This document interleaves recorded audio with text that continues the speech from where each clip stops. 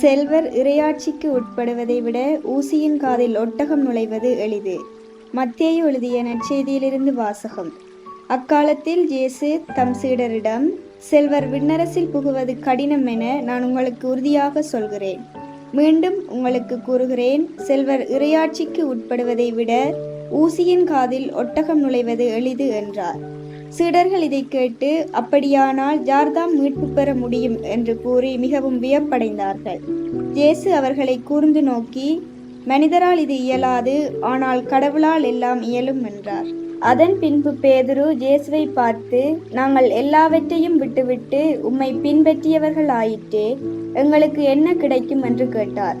அதற்கு இயேசு, புதுப்படைப்பின் நாளில் மானிட மகன் தமது மாட்சிமிகு அரியணையில் வீற்றிருப்பார். அப்போது என்னை பின்பற்றிய நீங்களும் இஸ்ரேல் மக்களின் 12 குலத்தவர்க்கும் நடுவர்களாய் 12 அரியணைகளில் வீற்றிருப்பீர்கள் என உறுதியாக உங்களுக்கு சொல்கிறேன்.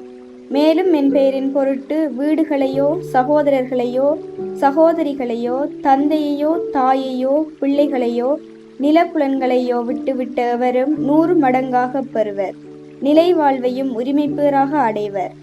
ஆனால் முதன்மையானோர் பலர் கடைசியாவர், கடைசியானோர் பலர் முதன்மையாவர் என்று அவர்களுக்கு கூறினார். இது ஆண்டவர் வழங்கும் அருள்வாக்கு. கிறிஸ்துவே உமக்கு புகழ்.